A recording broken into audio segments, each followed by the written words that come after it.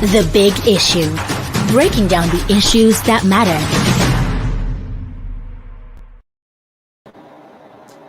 Hello, listeners. You're welcome to Leadership Podcast.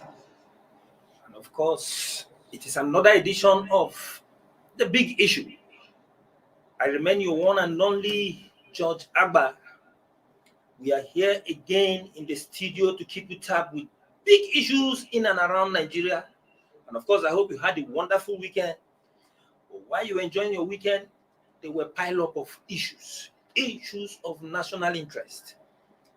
And of course, as usual, with me here in the studio are my colleagues and in-house analyst, Muyiwa Oyinlola, Thank you very much. Sunday Isua, Thank you very much. and of course the political expert, the political pundit, we call him so, Chibuzo Okaibe. Thank you, sir. And of course, as usual, our discussions on issues bordering on the polity are going to be as witty, as potent as they are. Like I'll always say, big issue is a treasure to consult whenever you wish to learn or be informed about the goings on in the country. And of course, today's big issue takes us to the violence, protests, and boycotts that were key terms that best describe Saturday's World Congresses in several states, chapters of the ruling or progressive Congress. Of course, this was in spite of the Riot Act, read by the party leadership in Abuja, warning against anti-party activities. Against the directive of the Governor Buni-led National Caretaker Committee, parallel congresses were also held in many of the states amid protests and violence in states like Ogun, Ekiti, Oyo, Akwa Ibom, Imo, Ebonyi. We can go on counting. In Ekiti and Ebonyi especially, violence led to the death of 3 party members, while several others were allegedly injured following clashes between supporters of Ekiti State Governor Kayode Fayemi and those of the APC national leader Asiwaju Bola Tinubu, as well as the attack on APC member by unknown gunmen in Ebonyi. The national leadership had in a preemptive move Friday warned party chieftains against the conduct of parallel congresses in the state, threatening to sanction members who do so. Secretary of the National Caretaker Extraordinary Convention Planning Committee, Senator John Akpan Udo Edehe, in a notice said the party would invoke necessary disciplinary measures against those who hold parallel congresses. But several state chapters of the party defied these directives on Saturday by conducting parallel congresses that were marred by violence and boycott. Muyiwa, you all saw what happened last Saturday. Sure. The much awaited APC Congress has come and gone, but the ripple it had created, it left behind, is still reverberating everywhere in the country. What is your assessment of the Congress generally? Well, thank you very much. The Congress has come and gone, and the ripple effects are everywhere. Well, but for the skirmishes of violence, killings, boycott here and there, I would say that we should congratulate the APC. That at least, at the end of the day, they are holding this Congress. But it's belated and it's very much awaited. However, if not for the Supreme Court judgment on Wednesday on Ondo State governorship election, after which Minister of State for Akayamo, the Minister of State for Labor and Productivity, came up to warn the party that if not that the judges were a bit magnanimous, and the fact that Buni was not joined in that case, Jagede would have won that election. It was from that point that the party started having issues. People who had issue with the Buni-led Caretaker committee of the party started coming up from different angles, saying that the party must leave. And that was why you had that kind of, you know, violence, boycott, and whatever you may have at the Congress. Well, the Supreme Court ruling, which questioned the validity of Governor Buni as APC Caretaker Committee chairman, gave a lot of people, especially party faithful, worry about the validity otherwise of the Congress that was going to go. Remember, the Minister of Labour, Festus Keyamo, warned against the implication of proceeding with the Congress with that court verdict. Isua, Yeah. did this, in your own opinion, contributed to what really happened on Saturday, or what happened on Saturday was bound to happen, with or without that apex court pronouncement?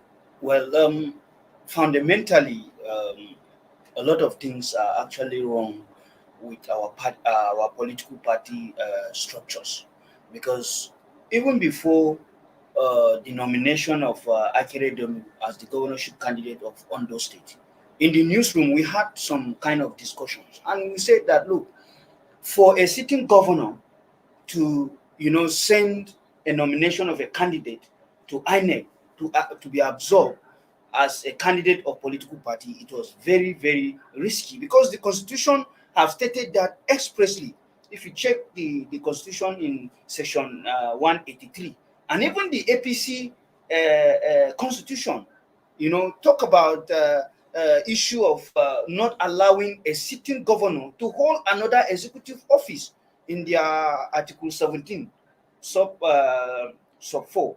So the issues on ground is that people think that political party is just an all-comer. You just go and meet certain people, bring them together. I said that our foundation is wrong because many people don't know the last time they paid dues to be members of political parties. So, and you can see that if we don't pay dues and some people, just gather themselves, do everything that need to be done to run a political party, then the foundation is wrong. And it is very clear that every ruling party, the clear struggle there is about how to hold on to power, because the political party or the political party members knows that, okay, we are in government now. If we are in government, how can we hold, or how can I hold the structure, since other members don't even pay dues? So if you check, the crisis was bound to happen, because you see a senator from a state trying to hold the structure of the party, a minister from the same state trying to hold the structure of the party, and all these political members, they have their own followers. Now, their followers will want to support their own candidate. So even in cases where they say, okay, let's adopt consensus candidate, other people disagree. So you see where the problem is. The party does not have a clear-cut stand on how their leaders should emerge. They just do things based on how it is convenient to them. They don't do things based on the constitution of the party, because if we are to go by the rule of the game, every member of the party is supposed to pay dues. And if you pay due, you should be able to stand your ground and say, this is the person I want to be my chairman in my ward or at the local government. But you don't even pay party dues, and people who also sponsor the party, they will also want their boys, to be there, so that tomorrow, if I'm looking for a ticket, or if someone is looking for a ticket to go into the Senate or go into the State House of Assembly or contest for governorship, is the same person that is cutting the shot, that will determine who emerge. So that is why you see the crisis, because the crisis, it's already there, but everybody will now struggle to see that whatever that happens, either by consensus or by voting, let my people be there. And that is why this issue is there. Are you saying that the Supreme Court's pronouncement had no role to play in what played out on Saturday? Because Muyiwa, according to a report, there was this report that is saying that a disturbed President Muhammadu Buhari had to call Vice President Osibanjo from abroad in London, where he's on medical checkup, to tell the Vice President to act immediately, to jump into the arena and see how far he can save the party after that Supreme Court pronouncement. And of course, they saw Osibanjo, according to the report, Osibanjo summoned a meeting and inviting senior lawyers in the party to discuss the matter, the implication of the Supreme Court verdict. Wait, let me finish it. Okay. To discuss the matter the way it is and see how they can save the party from any mishap. And of course, the consensus and the agreement in that meeting was that the Congress should not proceed, that it should be suspended while they weigh the option. But the Attorney General of the Federation and Minister of Justice, Malami, insisted that the Congress must hold. And of course, Buni took it up from there and said, yes, if Malami says so, as the number one law officer of the country and the senior advocate of Nigeria, that meeting should proceed. What kind of scenario would you put here?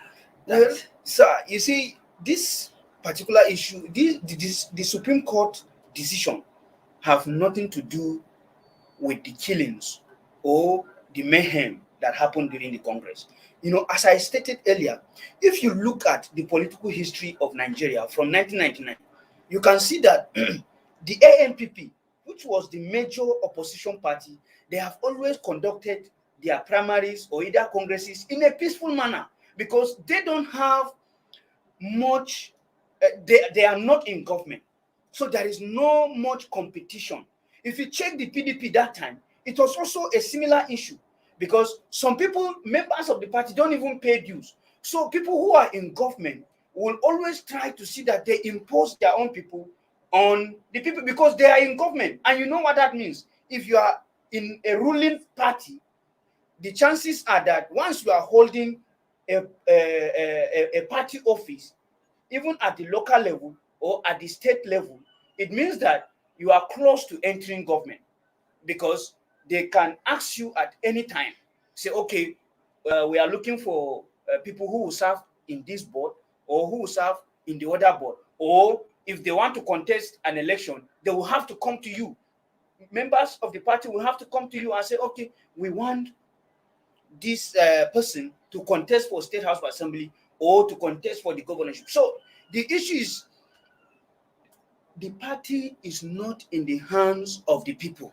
The people don't determine those who go there. It's just a clique, a cabal, you know, who determine those who go there. And within the cabal, everybody will be struggling to see that, yes, he hold the party. The party is not actually in the hands of the people. That's why I said fundamentally things are wrong because Nigerians or people who want to be members of the political party, they don't pay dues. So invariably, it was not about the Supreme Court decision. Even if this Congress was to be suspended and a later date, you know, announced, there will still be problems. Same kind of yes. In fact, those who have not even conducted these primaries or the congresses, they will still have issues because some vested interests want to hold the party, and that is where the problem will come in.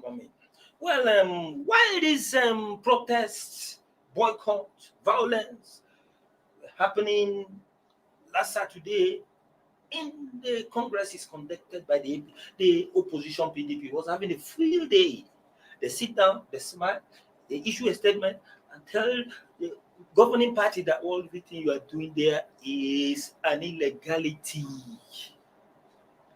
What we saw in this is a replay of what happened in 2019, in the build-up to the 2019 general election.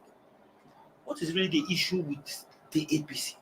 That every time they were supposed to hold congresses, start electoral processes that will guide them to major election, they will always be infighting. Chibuzo, what do you think about? I think Mr. Iso has given a broader background of our political system and the failings of our political system. Mr. Ogami, you also pointed out some dynamics within the APC and how they got to this point. Well, for me, what we are seeing in the APC is, as abnormal as it sounds, is not unusual. In political engagements, in our political history, in our political evolution so far in Nigeria, we've always had these kinds of problems, particularly when a party or when people feel, or when political stakeholders feel, the structure is viable for acquisition of power. The contest is always going to be very fierce. So it's not abnormal. It is abnormal for the party that has ideology to get to this point. But like I said, it is not unusual considering our political evolution. But having said that, I think to some extent, the Supreme Court ruling actually emboldened party stakeholders to take a position on this matter. Indeed, there have been grumblings within the party. And those grumblings, if I may say, were driven by certain power play within the party, which again is not abnormal. Of course, political party arrangements are made up of blocks, political blocks and interests, who collapse into a structure to ensure they get power. But it does not mean all is going to be rosy within the party. You're always going to have this push and pull and dialogue and bargain and negotiation and all of that within. However, it is when there is a failure to harmonize or control that structure to ensure that discussions within go smoothly. That is where you have what we are seeing now play out. And before the Supreme Court judgment, there were comments by the party leadership that I believe triggered concern among party stakeholders.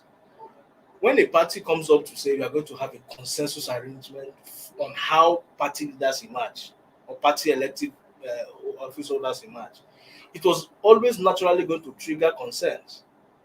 When you, on the one hand, you see that you are going to do direct primary, and on the other hand, you are saying you are going to do direct indirect. You are going to do indirect. You are going to do direct primaries. And on the other hand, you are saying people are going to emerge on consensus. You are sending conflicting signals to party members. And that would naturally cause fear in the minds of those who feel they are being edged out from the power play within their states.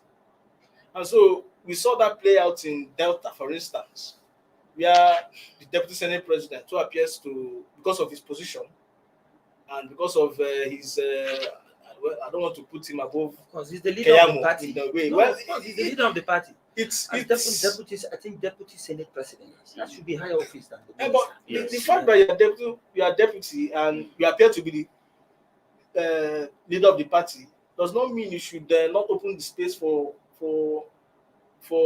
a proper engagement. How do I mean? The fact that you are leader of the party does not exclude you from, or exclude a process where everybody has a fair share in how the party runs. Just sorry to cut you short.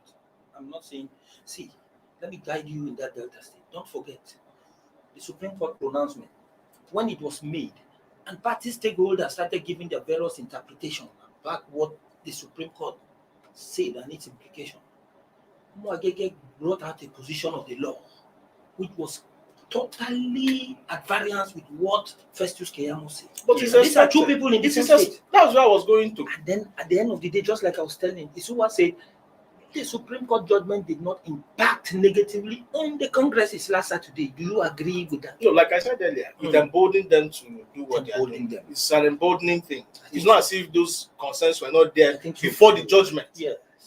I think that was what Musa was trying to put, that they were underlining problems before the judgment even came. Oh. So all the judgment did was just to embolden people to come out and say, "Oh, to unleash the dragon, we don't agree." That was all it did. And for the legal points of view posited by Keyamo and Agege, it was clear it was always going to be a divisive thing because they are both on different spectrums as far as the party is concerned. But was it right for Keyamo's camp to have boycotted because they abandoned the Congress. They left the venue of the Congress. The issue is that the people who want to control the political party, they have always been struggling. And this issue is very clear. Now, if Keyamo is coming up with a position that the Supreme Court judgment should be a pointer to the party to suspend the primaries, it means that he knew that if these primaries hold on Saturday, the congresses hold on Saturday, he is going to be edged out because they have a list of people who will conduct these congresses and people who will emerge either by consensus or by voting. So the Supreme Court judgment was like opportunity for people who want the process to be suspended, to now bring in their own interest, But I don't see the Supreme Court judgment, having a serious impact on this, because the issue is that whether the congresses are conducted or not, in the long run, the party will still have a way. These congresses can be conducted, and in few months or few years to come, they will say they will conduct another congress to elect other leaders. So it does not really mean that the judgment, have an impact per se. It's a ruling party, and there will always be struggle. No, I think. Yes. Okay. Let me just put something before you so that you add it to what you want to say. The APC Congress was supposed to be a true test of the unity and internal democracy in the party. After the Oshomole years, what did the Congress indicate that all is now well with the party? Yeah, you are very, very correct. The Congress was actually a litmus test for the Buni-led Caretaker committee. Yeah. But before I go into that, I want to just shed more light on what you said. The Supreme Court judgment actually emboldened those who perceived that things were not going right in their camp to come out to say that this Congress must be suspended. Now, back to the issue of being a litmus test for the Buni-led Caretaker committee. Yes, it is. In fact, since Oshomole left in June 2020, is about the only statutory activities the party is engaging in. Recall that when Buni came on board in June last year, the committee was given a 6-month tenure to reconcile aggrieved party members and convene national convention. 6 months after, that was by December last year, the tenure was extended again for another six months with the same mandate. When that ended, it was also extended, now indefinitely. Now, this is about the only and major political exercise they are conducting after the registration of political parties and all those things. And this has shown that the party has a long way to go. It shows you that the major reason why this committee came on board, which was to reconstitute. Well, before Muyiwa will hit that point he's actually making now, let's just quickly take a short break. We'll be back in a moment.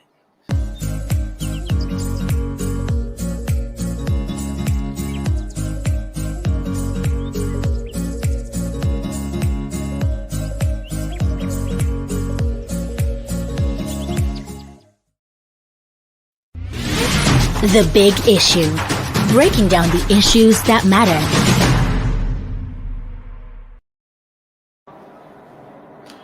Well, you're welcome back from that short break. This is Big Issue Leadership Podcast. Don't forget, we are talking about the controversies that trail the congresses conducted across the state by the governing All Progressive Congress. And of course, we are taking the issues as they come, analyzing them, making sure that you get certain points about issues that happen the way they happen, which you might not know. And of course, meanwhile, we are talking about the But party. yes, that the exercise was actually a litmus test for this particular committee. This is about the major exercise they are embarking on, since they came on board. The other one was about party memberization and documentation and all this stuff. Like I said earlier, that this committee came on board as a child of necessity, and it was given a mandate to reconcile members, aggrieved members, at the same time, conduct complete national convention.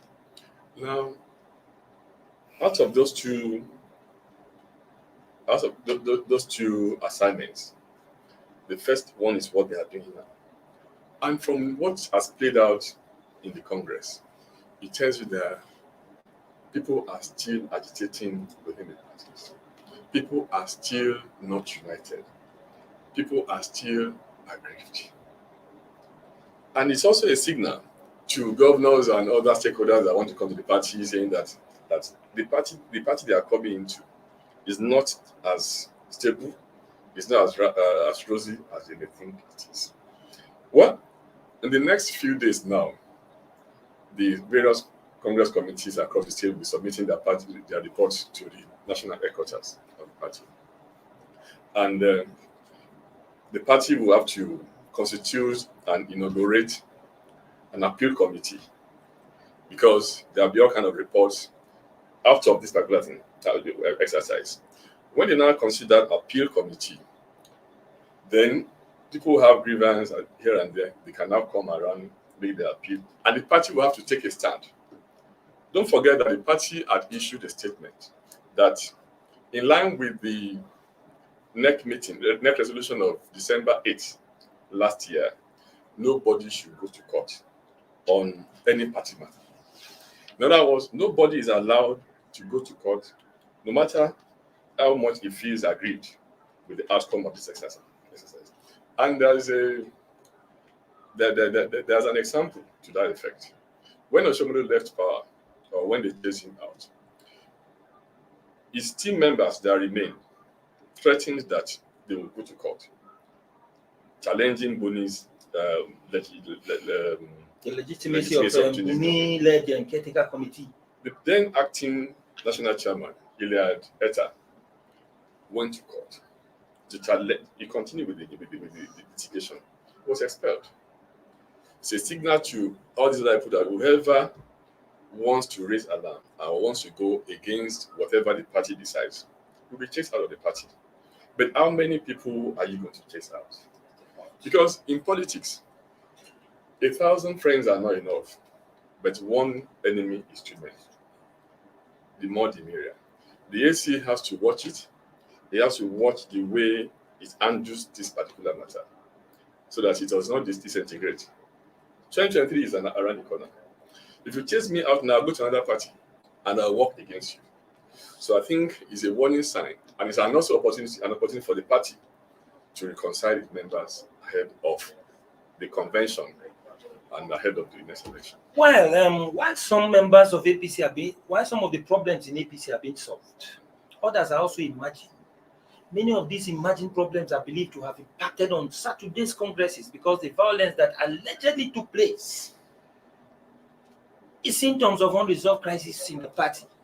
For instance, the rift between Lai Mohammed and Kwara State Governor in Kwara State. Then look at Zamfara, where a sitting governor who is a new entrant of the party, and old members like a former governor of the state who is a serving senator are still fighting themselves.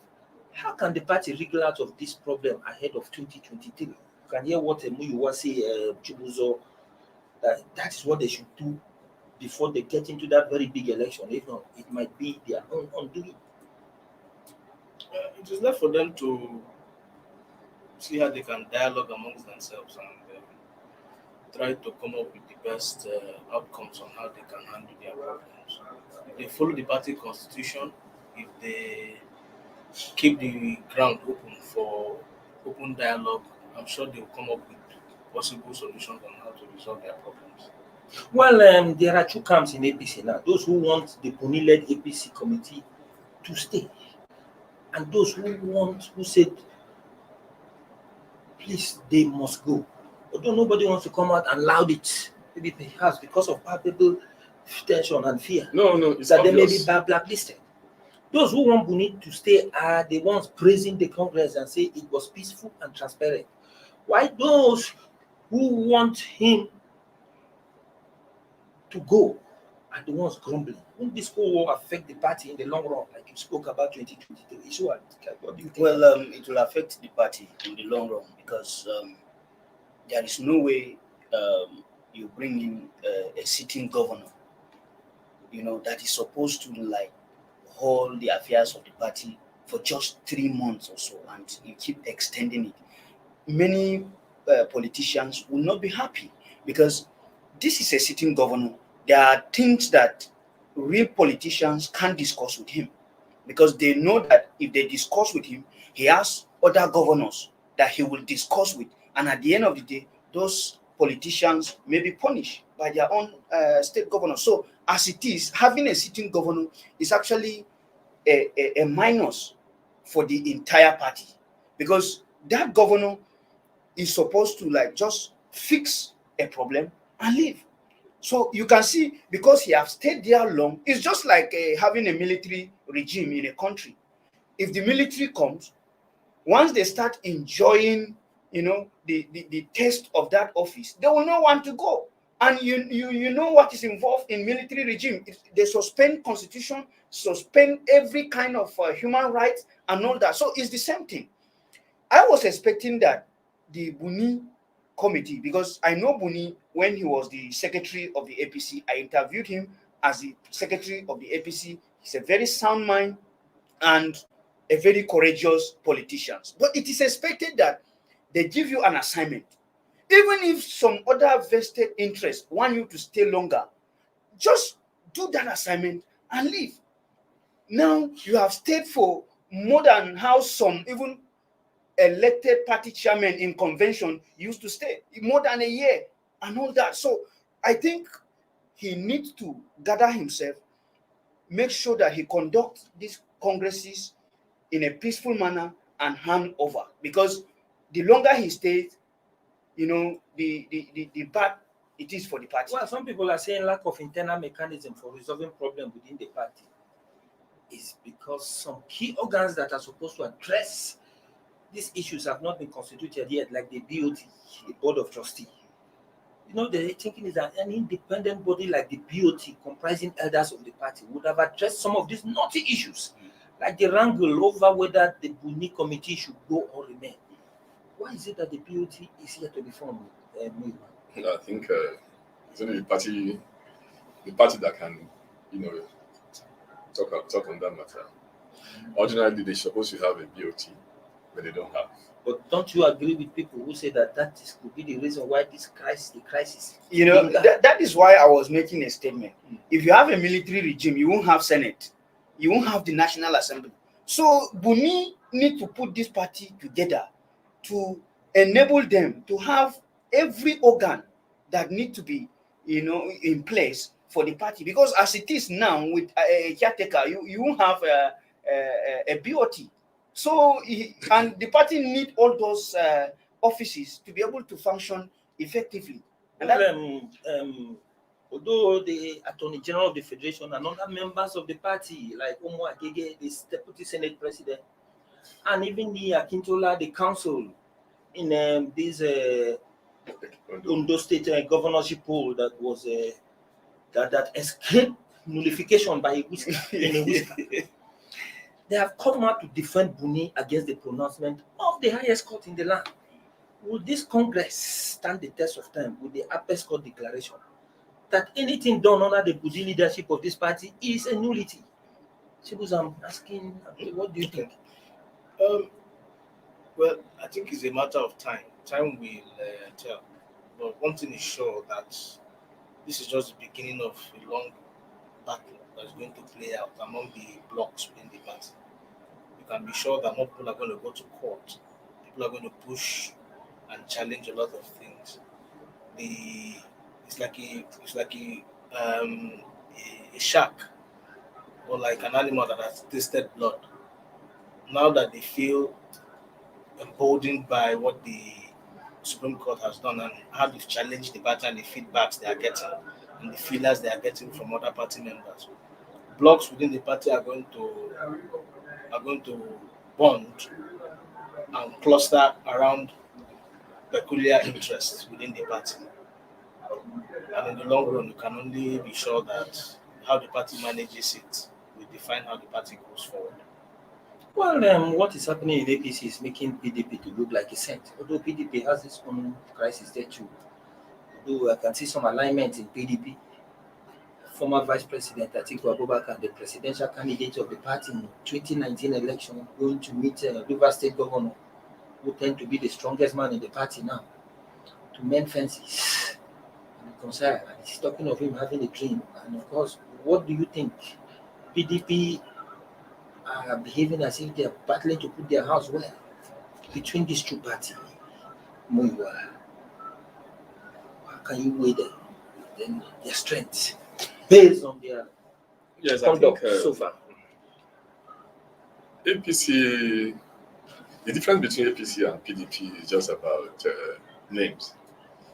Because many of the people you had in PDP in those days are now in APC. And you cannot rule out what will happen in the next election too. Well, there's nothing wrong in Atiku, who has a presidential aspiration to cut a sitting governor, especially governor of a PDP state, where they are sure of their votes. There's nothing wrong in it. But it is, and I think the time is also very, very good, because they are trying to cash in what could be the fallout of this Congress, what could be the fallout of governors moving in the APC, and also to ensure that the party, that's PDP, that they don't lose more members. I think beyond trying to cut Wike, it's also about trying to ensure that the party remains solid. I think that is the point there. Well, listener, that is the much we can take for today's edition of The Big Issue. And of course, you've heard it all. The congresses conducted by the Governing All Progressive Congress last Saturday, marred by protests, irregularities, violence, and of course, this is actually the build-up to the 2023 presidential election.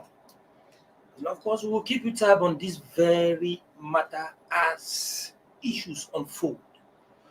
For today, we're going to draw the curtain here, and we say join us next time, same time, for another edition of The Big Issue. For now, we say goodbye.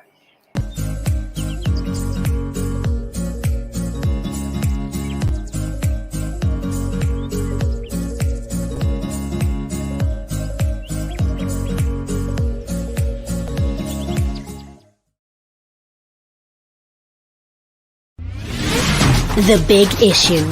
Breaking down the issues that matter.